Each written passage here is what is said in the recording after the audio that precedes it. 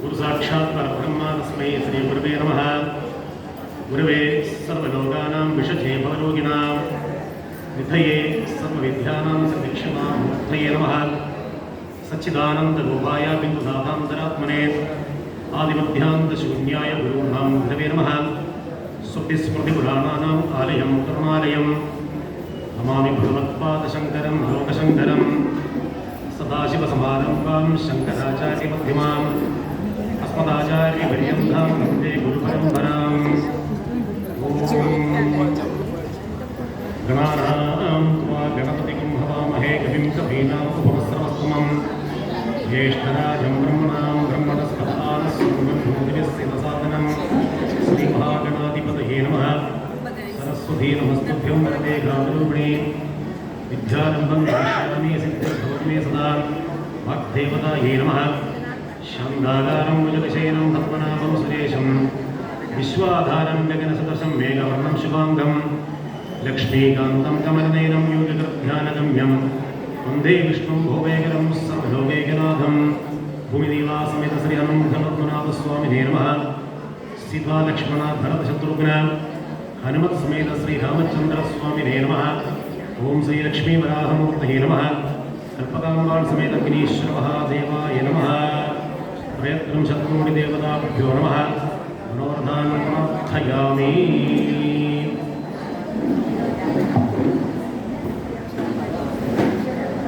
ஆஸ்திக மகாஜனங்களுக்கு என்னுடைய நமஸ்காரம். எல்லாரும் கொஞ்சம் அமைதியா இருந்தா இது எல்லாருக்கும் கேட்கலாம்ங்கிறது ஒரு அபியர்த்தனை.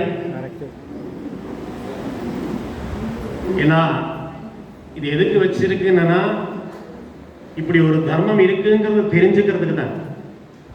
அதை எவ்வளோ நம்ம ஃபாலோ பண்றோங்கிறது கொஸ்டின் மார்க் தான். அது எல்லாருக்கும் தெரிஞ்ச விஷயம்தான். தர்மங்கள் நிறைய இருக்கு. அதுல ஒரு தர்மம் ஸ்திரீ தர்மம். பெருந்தாமி உபசபா அது வனிதா விபாகத்தினுடைய சார்பில் இன்னைக்கு இதை ஒட்டி இந்த ஒரு தர்மசாஸ்திரத்தில் ஸ்திரீ தர்மத்தை பற்றி பேசணும்னு ஒரு மாதம் என்னால் வைத்தியநாதன் என்கிட்ட கேட்டார். சரி சொல்லியிருந்தேன்.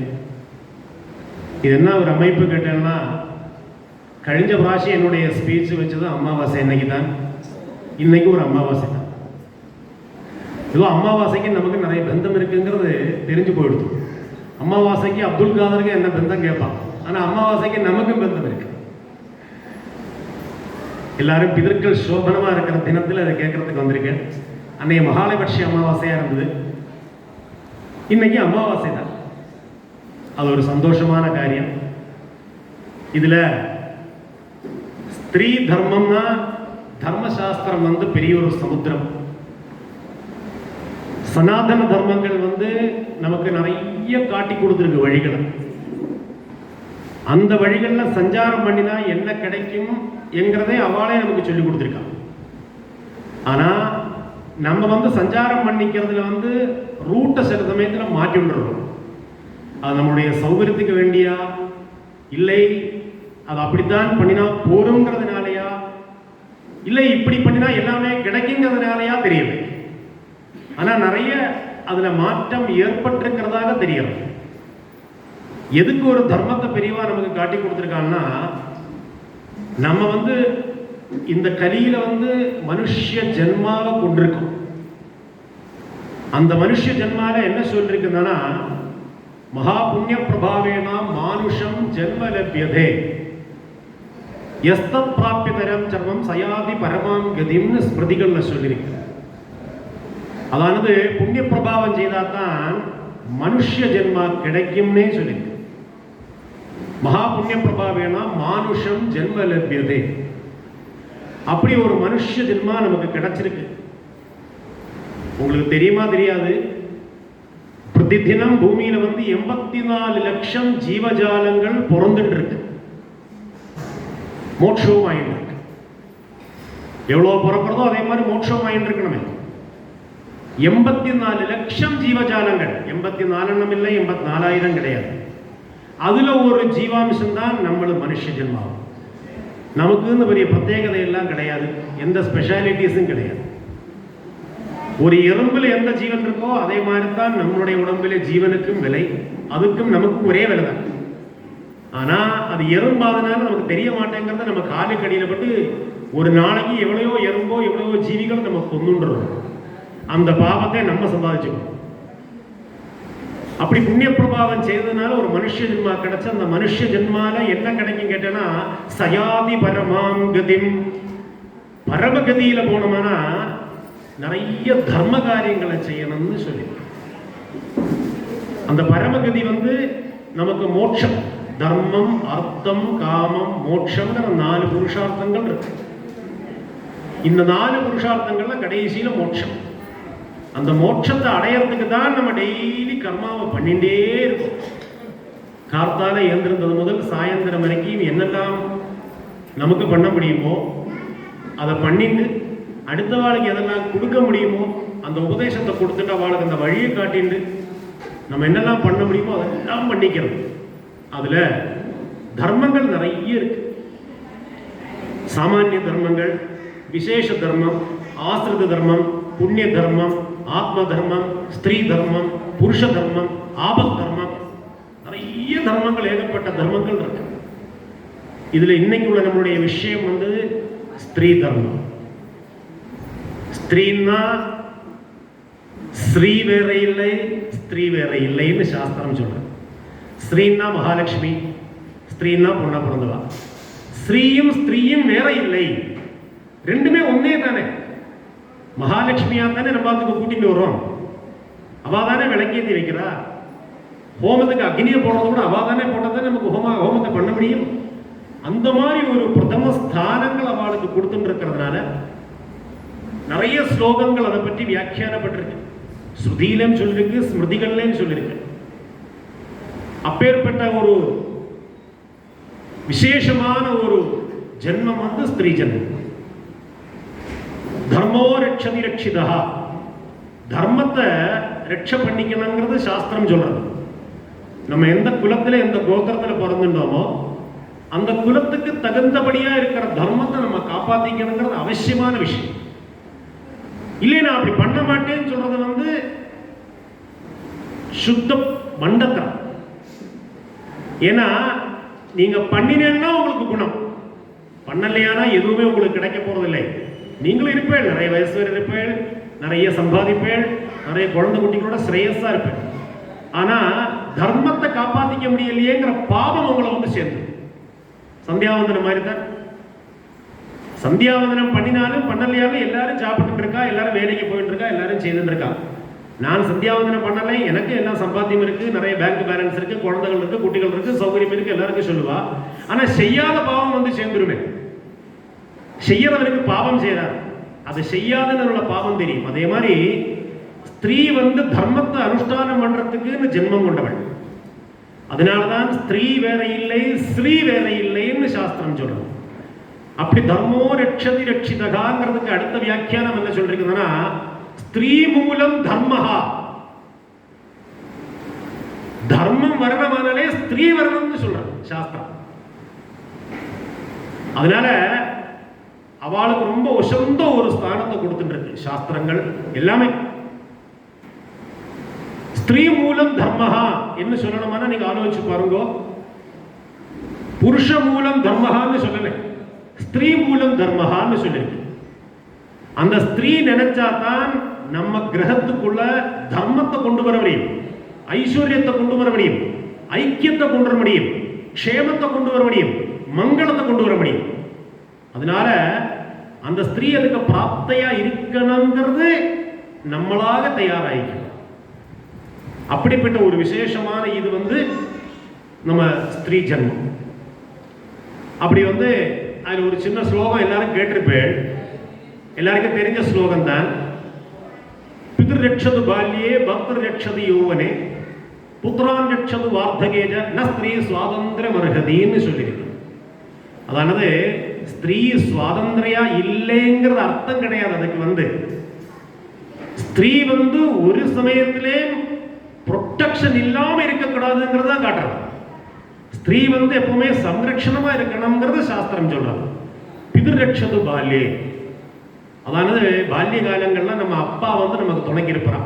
அப்பா தான் எல்லாம் வாங்கி கொடுக்குறார், என்னது கேட்டாலும் வாங்கி தரார், எங்க வேணா கூட்டிட்டு போறார், எல்லா ஆசையும் நிறைவேற்றி வைக்கிறார் சின்ன வயசுல. பர்த்தர் ரட்சது யௌவனே, கல்யாணம் ஆயிடுத்து பர்த்தாட்ட கொடுத்துட்டார் சார்ஜை, அவர் காப்பாத்திக்கிறார் நம்மளை. அந்த அப்பா சார்ஜை மாட்டின்னுட்டார், அவர்கிட்ட போய் அவருடைய தர்மங்கள் எல்லாம் பண்ணிட்டு அவர் நம்மளை காப்பாத்தின்னு இருக்கார். புத்திரான் ரட்சது வார்த்தகேஜ, வயசா இருக்கும்போது நம்ம குழந்தைகள் நம்ம காப்பாற்றுவோம். அது புத்திரான்னு சொன்னாலுமே புத்திரன் இல்லாத காலம் புத்திரி காப்பாற்றுவோம். இல்லை புத்திரி அளவுக்கு யாராவது வந்து நம்மளை காப்பாத்தின்னு இருப்பான், நம்ம தர்மத்தை செய்தோம்னா காப்பாற்ற வருவோம். அதான் அங்க காட்டி கொடுக்கறது, வேற ஒன்றும் கிடையாது. அதனால ந ஸ்திரீ சுவாதந்திரியம் அருகதி, அப்படிப்பட்ட ஸ்திரீ ஜென்மாக்கு வந்து சுதந்திரியா எங்கும் போகிறதுக்கு அருகதை இல்லை. அவள் எப்பவுமே கொஞ்சம் பேருடைய சம்ரட்சண வலயத்துக்குள்ளே உட்கார்ந்துருப்பழுங்கிறத காட்டி கொடுக்குற சாஸ்திரம். சிலவா சொல்லுவா, என்ன புருஷாளுக்கு மாத்திரம்தான் சுதந்திரமா, எங்களுக்கு சுவாதந்திரம் இல்லையான்னு கேட்டுருவா. உங்களுக்கு சுவாதந்திரம் இல்லைங்கிறது அந்த ஸ்லோகம் சொல்லலை, நீங்க எப்பவுமே சம்ரட்சிக்கப்பட வேண்டியா இருக்கணுங்கிறத சாஸ்திரம் காட்டி கொடுக்கிறது நமக்கு வந்து. ஆல்வேஸ் ப்ரொடெக்டட், எப்பவுமே உங்களுக்கு ஒரு ப்ரொடெக்ஷன் குரூப் உங்களை சுத்தி இருந்துட்டே இருப்பாள் புருஷா. அதான் சாஸ்திரம், இந்த தர்மம் நமக்கு காட்டி கொடுக்குறது. அப்படிப்பட்ட ஸ்திரீ ஜென்மால முதல்ல நம்ம ஒரு கன்னிகை கூட குழந்தை, பொன் குழந்தை பிறந்துடுறது. அந்த குழந்தை பிறந்துருந்ததுன்னா பிதுர்லட்சது பால்யேன்னு ஸ்லோகம் சொல்லிட்டு, அதுக்கு மேல ஒரு விஷயம் இருக்கு. சாஸ்திரோக்தமா பார்த்தோம்னா 3 தெய்வங்கள் நம்மளை வந்து காப்பாத்திட்டே இருக்கான். ஃபர்ஸ்ட் வந்து நம்மளை காப்பாத்துறது வந்து சோமன், அடுத்த ஸ்டேஜ்ல நம்மளை காப்பாத்துறது வந்து கந்தர்வன், 3வது ஸ்திரீகளை காப்பாத்துறது வந்து அக்னி. அதனுடைய ஸ்லோகமே இது, சோம பிரதமோ விவிதே கந்தர்வோ விவித உத்தரஹ திருதீயே அக்னிஷ்டேவதிஹி துரியஸ்தே மனுஷ்யஜ. சோம பிரதமோ விவிதே, ஒரு குழந்தை பிறந்துருத்துனா, அந்த பொன் குழந்தை பிறந்துருத்துனா, அந்த குழந்தையினுடைய 3 வயசு வரை காப்பாத்திக்கிறது வந்து சோமன்கிற தேவதை. சோமன்கிற தேவதை தான் காப்பாத்துறது. நம்ம நினைச்சிட்டு இருக்கோம் நம்மளை அப்பா காப்பாத்துறாரு, அம்மா காப்பாத்துறாங்க. இல்லை, அப்பா ஸ்வரூபத்தில் வந்து இந்த சோமன்கிற தேவதை நம்மளை காப்பாத்திட்டு இருக்கா. சோமோ விவிதே. அதே மாதிரி கந்தர்வோ விவித உத்தரஹா, 3 வயசு கழிஞ்சு கொடுத்தோம்னா அந்த குழந்தைய கந்தர்வன்கிற தேவதை காப்பாத்திட்டு இருக்கான். கந்தர்வன்னா என்னது? சிருங்காரங்கள், அழகு, நாட்டியங்கள், லாலித்யங்கள், இந்த மாதிரி எல்லா விஷயங்களையும் கொடுக்கறது கந்தர்வன் தான் கொடுப்பான். அப்போ ஒரு பொன் குழந்தைக்கு என்ன வேணும்னு கேட்டேன்னா, அதுக்கு வந்து அழகு வேணும், நல்ல பார்க்கறதுக்கு துடிப்பா இருக்கணும், குழந்தைகள் வந்து லட்சணமா இருக்கணும். ஏன்னா மகாலட்சுமின்னே உன்னை சொல்றாளே, அதனால மகாலட்சுமி மாதிரியே நீ இருக்கணும், அந்த பிரதிரூபமா நீ இருக்கணுங்கிறது கந்தர்வன் தான் அந்த ரூபங்கள்லாம் கொடுத்துட்டு இருக்கா, அந்த ஆக்டிவிட்டிஸ் எல்லாம் கொடுத்துட்டு இருக்கா. அடுத்ததாக என்னது? 3வது ஸ்டேஜ் வந்து அந்த குழந்தைக்கு கல்யாணத்தினுடைய ஸ்டேஜ் வந்துடுறது. அப்ப யாரு காப்பாத்துற கேட்டா, திருதீயோ அக்னிஷ்டேவதிஹி, அந்த குழந்தைய நீங்க வந்து கன்னியாதானம் பண்ணி கொடுக்குற. துரியஸ்தே மனுஷ்யஜா, ஒரு புருஷன் அந்த குழந்தையை நீங்க ஏப்பிச்சுடுற. எதுக்கு ஏப்பிக்கிறது கேட்டேன்னா, நாளைக்கு அந்த குலத்துல போய் சேர்ந்துட்டு, அந்த கோத்திரத்துல போய் சேர்ந்துட்டு, நம்மளுடைய வம்சத்துக்கு ஒரு அபிவிருத்தியா காரணம் காட்டணுங்கிறதுக்கு வேண்டி ஒரு யோக்கியமான ஒரு புருஷனை பார்த்து அந்த குழந்தைய நம்ம ஏப்பிக்கணும், கல்யாணம் பண்ணி கொடுக்கணும், கன்னியாதானம் பண்ணி கொடுக்கணும். அந்த கன்னியாதானம் பண்ணி கொடுத்துட்டோம்னா கொஞ்ச நாளுக்கு அப்புறம் என்ன கேட்பா தெரியுமோ, எல்லாரும் ஒரு 6 மாசம் சும்மா இருப்பா, செலவா இல்ல, ஏதாவது விசேஷம் இருக்கும் கேட்பான். அந்த விசேஷம் வந்து ஏன் நீங்க இப்படி இம்பார்ட்டன்ஸ் கொடுத்துட்டு இருக்கீங்கன்னா, அதுக்கு ஒரு பிரதான காரணம் என்னன்னா, அந்த குழந்தை வயசுக்கு வர்றது வரைக்கும் நீங்க வந்து டென்ஷனா இருப்பீங்க. அந்த வயசை தாண்டி ஒரு 6-7 மாசம் 1 வருஷம் தாண்டி விடுத்துன்னு நினைச்சுங்கோ, உங்களுக்கு மனசுக்குள்ள அந்த பீதி ஏற்பட்டுடும். நீங்க ஒரு டாக்டர் பார்க்க போவேன், இந்த மாதிரி குழந்தைக்கு இது ஆகலை, அவள் வயசுக்கு வரலை, இன்னும் அதை டெஸ்ட் பண்ணுங்கோ. ஏன்னா ஒரு ஸ்திரீயை சம்பந்திச்சு என்ன வேணும் கேட்டாங்கன்னா அதுதான் இம்பார்ட்டன்ட். அந்த ஸ்திரீக்கு வந்து வம்சத்தை அபிவிருத்தி பண்ணணுமானா இந்த காரணம் இல்லாம பண்ண முடியாது. அது புருஷாளுக்கு கிடையாது. அதுதான் ஸ்திரீ புருஷாதங்களோட வித்தியாசமே. என்ன கேட்டேன்னா, எல்லாரும் ஒன்று இன்னைக்கு சொல்லிக்கிறான். நாங்களும் கார் ஓட்டுறோம், நாங்களும் ஃப்ளைட் ஓட்டிக்கிறோம், நாங்களும் கப்பல் ஓட்டுறோம், நாங்களும் பாதிராத்திரி 1 மணிக்கு ரோடு வழி நடக்கிறோம் சொல்றான். நடக்கலாம், ஓட்டிக்கலாம், என்ன வேணா செய்யலாம். வித்தியாசம் வித்தியாசம் தான், அதுக்கு மேல எந்த மாற்றமும் கிடையாது. அதுக்கு நான் அடுத்த ஸ்லோகம் சொல்றேன், அதில் அர்த்தத்தை சொல்லுகிறேன். அப்படிப்பட்ட ஒரு விஷயத்த நம்ம அந்த குழந்தைக்கு அருகதப்பட்ட விஷயங்கள் அருகதப்பட்ட சமயங்கள்ல வரணும். அது ருதுவாகணும். எதுக்கு ருதுவாகணும் கேட்டேன்னா, கன்னியாதானத்தை பண்ணி கொடுத்து அந்த குழந்தை நாளைக்கு வம்சத்தை அபிவிருத்தி பண்ணணுமான அது வேண்டி இருக்கேன். அது வரைக்கும் நமக்கு டென்ஷன் தான். அதனால அந்த குழந்தைக்கு என்னெல்லாம் வேணுமோ, அதாவது சமயங்கள்ல என்னெல்லாம் நடக்கணுமோ, அந்த நடத்துறதுக்கு நம்ம அந்த குழந்தைய யோக்கியமான ஆள்கிட்ட கொடுத்துடுறோம். அந்த கொடுக்குற சமயத்தில் என்ன ஆகுறது கேட்டனா, கன்னியாதானத்தை பண்ணி கொடுத்து அந்த கன்னியாதானத்தில் என்ன சொல்லி கொடுக்குறேன் நீங்கள்? கௌண்டன்ய கோத்ரா இமாம் கன்யாம். இமாம் கன்யாம், என்னுடைய கன்னிகையா இருக்கப்பட்டவளை நான் உங்களுக்கு கன்னிகாதானம் பண்ணி தரேன்.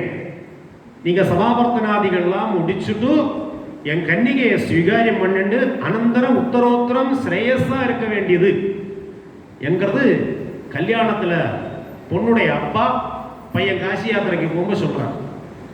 நீ காசி யாத்திரை போக வேண்டாம், என்னுடைய கன்னிகை உனக்கு தரேன்பா சொல்றான்.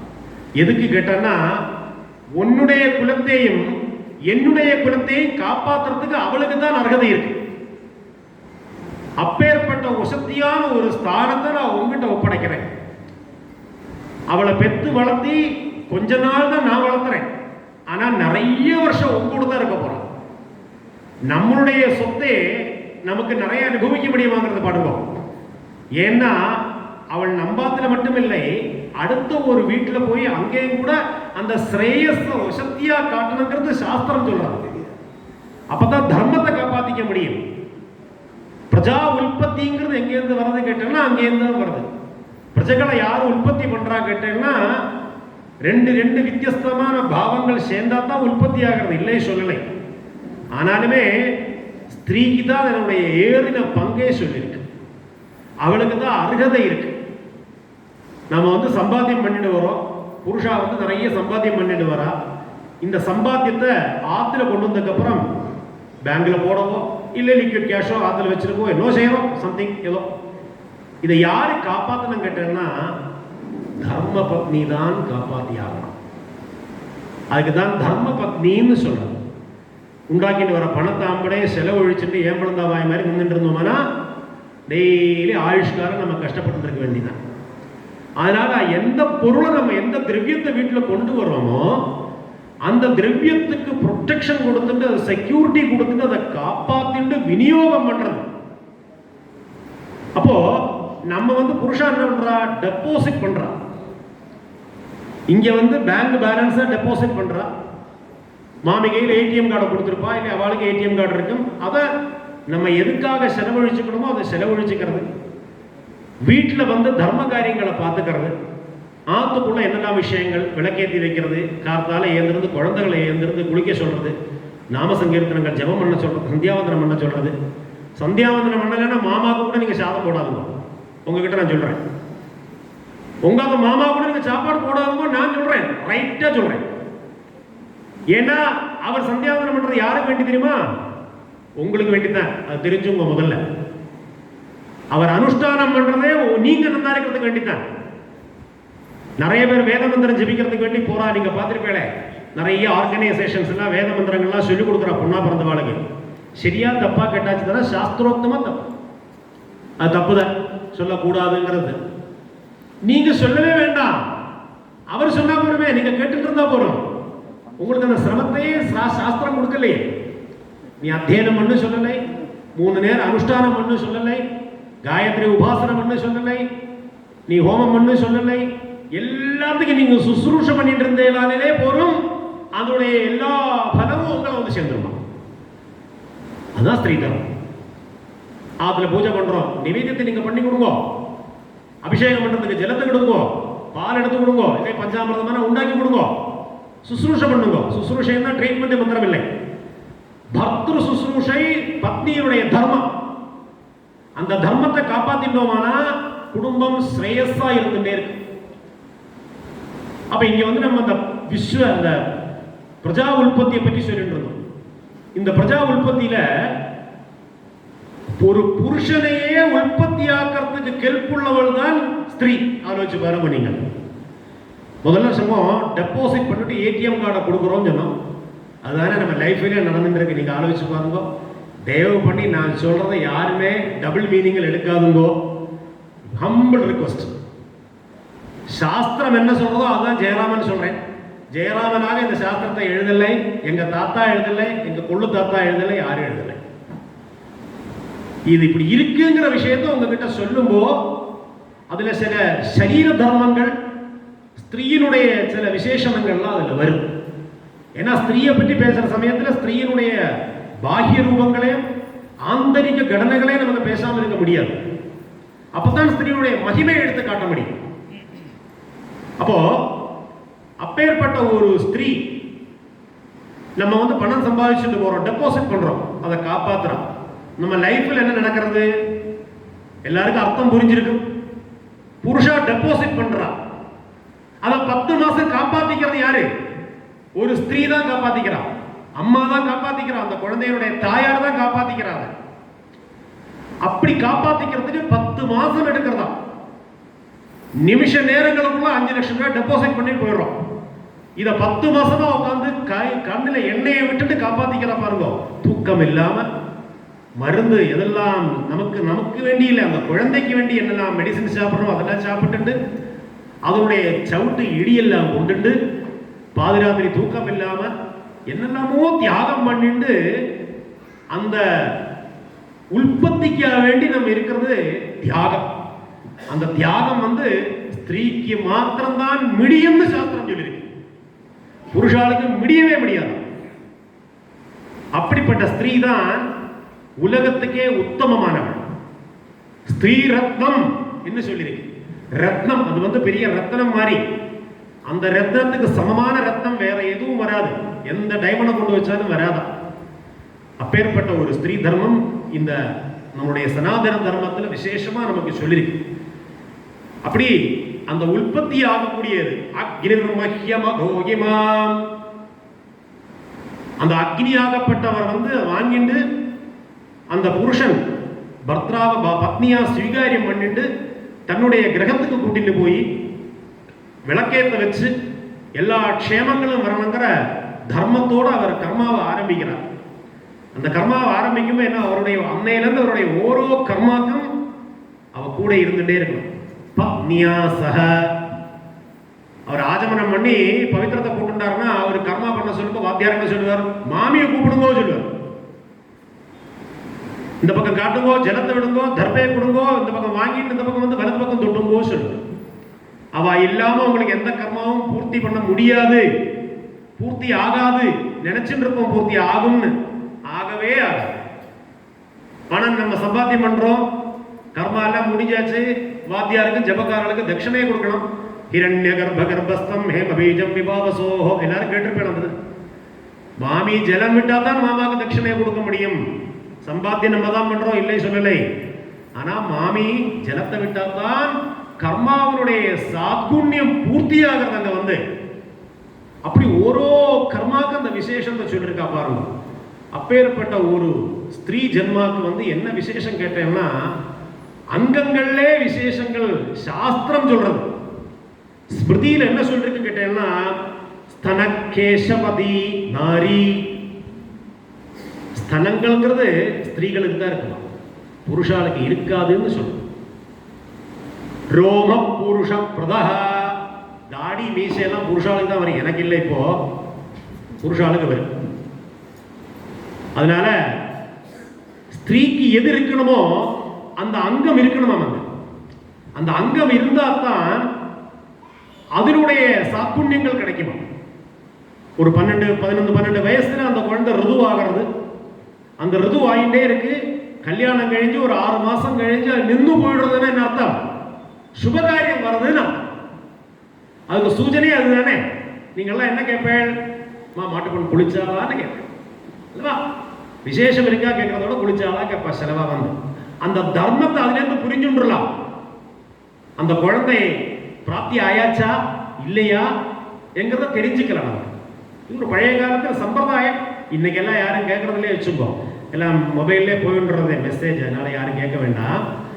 அதனால அந்த பழைய காலத்து ஒரு சம்பிரதாயத்தை சொல்றேன். மற்றது நம்ம வரலையேன்னு பார்த்துட்டு இருப்போம். இது கல்யாணம் கழிஞ்சு போனா நிக்கணுமே பார்ப்போம்.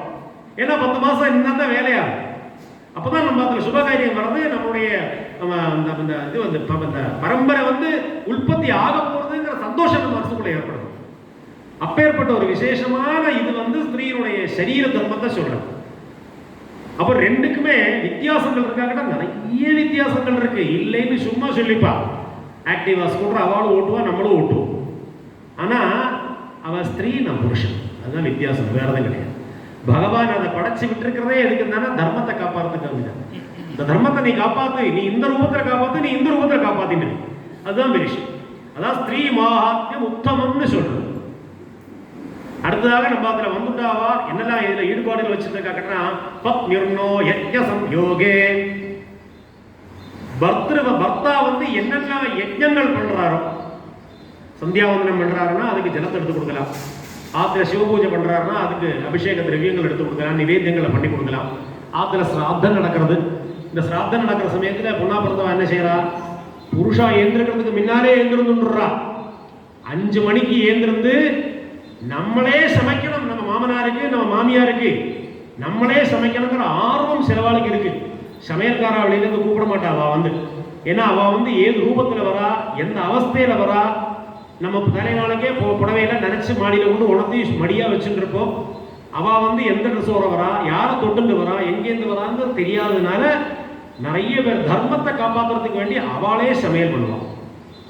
அவளே சமையல் பண்ணி அந்த சிராத்தத்துக்கு எல்லாம் தயார் பண்ணி வச்சதுக்கு அப்புறம் சங்கல்பத்துக்கு கூட நின்றுட்டு அக்னியை போட சொல்றார் வாத்தியா. அந்த அக்னியை நீங்க போட்டா தான் ஆகுதி கொடுக்க முடியும் ஆனா பிறந்தவாளுக்கு.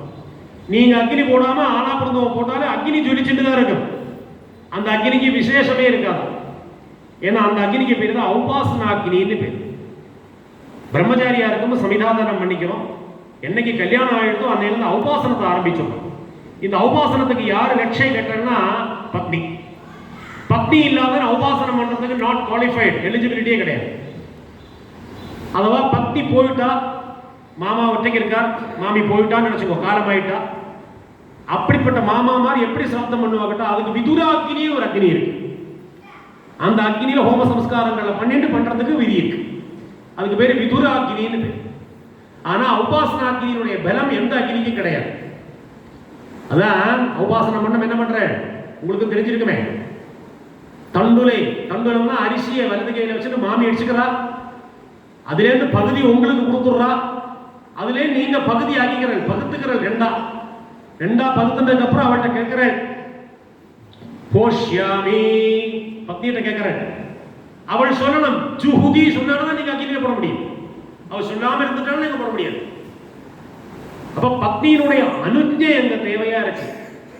அப்ப அவளுக்கு என்ன பெரிய ஸ்தானத்தை கொடுத்துருக்கு பாருங்க. சாஸ்திரம் வந்து நம்ம தான் அக்னி காரியம் பண்றோம், ஆகுதியை நம்ம தான் கொடுக்கிறோம், பைசா நம்ம தான் செலவாக்குறோம், நம்ம தான் சம்பாத்தியம் பண்ணிட்டு இருக்கோம், எல்லாம் சரி.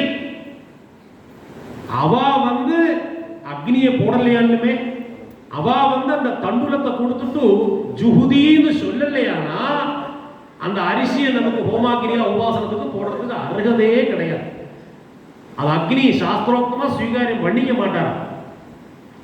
பத்னி தான் உபாசனத்துக்கு பலம். அதே மாதிரி எல்லாம் முடிஞ்சாச்சு, பிண்ட பிரதானம் ஆயிடுத்து. கடைசியில் அங்க ஒரு அப்பத்தையும் வடையும் வெத்தலவாக்க வச்சு பிண்டங்கள் பித்திருக்களுக்கு நிவேத்தியம் பண்ணுவான். அது யாரு சாப்பிடணும் தெரியுமோ, நம்மகிட்ட சாப்பிட சொல்ல மாட்டா, எங்க கிட்ட சாப்பிட சொல்ல மாட்டா, உங்க அந்த மாமிகிட்ட சாப்பிட சொல்லுவான். ஏன்னா அவாதான் வேற ஒரு கோத்திரத்திலேருந்து இந்த கோத்திரத்துக்கு தியாகத்தை பண்ணிக்கிறதுக்கு வேண்டி வரா. அந்த தியாகம் பண்ணினால சொந்த மாமனார் மாமியார் அவளுக்கு கொடுக்கப்பட்ட பெரிய சம்பாவனை. அது வந்து உனக்கு தான் அருகதை. எனக்கு பொண்ணு இருந்தா கூட அவள் செய்யக்கூடாது, நீ மாட்டு பொண்ணால் அதை சாப்பிடணும், உனக்கு தான் அதுக்கு அருகதை இருக்கு, நீயே சாப்பிடணும் என்கிற பெரிய விஷயத்தை சாஸ்திரம் நமக்கு இப்படி உண்டாக்கி தந்திருக்கு பாருங்க. அப்ப சாஸ்திரத்தை வந்து எப்படி நம்ம பாராட்ட வேண்டி இருக்கு. அதுல வந்து ஸ்திரீயினுடைய பங்கு எவ்வளவு பெருசா இருக்குங்கிறத காட்டி கொடுக்கறது. இதெல்லாம் செய்யலையாலும் மாமா நாங்க ஜீவிச்சுட்டு தானே இருப்போம் மாமா சொல்லுவா சிலவா. இருப்பேன், நீங்க இல்லைன்னே சொல்ல முடியாது, நீங்க இருப்பேன். அந்த ஜென்மா எடுத்ததுக்கு உங்களுக்கு கர்மாவை முடிக்கிறது வரைக்கும் நீங்க இருந்தானே ஆகணும். பூர்வ ஜென்மத்தில் நீங்க என்ன பண்ணிருக்கீங்களோ அது இக ஜென்மத்தில் அனுபவிச்சுதான் ஆகணும். யாராலே மாற்ற முடியாது. ஜென்மாந்திர கிருதம் பாவம் வியாதி ரூபேண ஜாயதே. அது நமக்கு வியாதியா தான் வந்துட்டு இருக்கும் வெளியில. பூர்வ ஜென்மத்துல செய்த பாவங்கள்லாம் வியாதியா வெளியில வந்துட்டு இருக்கும். புண்ணியங்கள்லாம் அதே மாதிரி நல்லதா வந்துட்டு இருக்கு.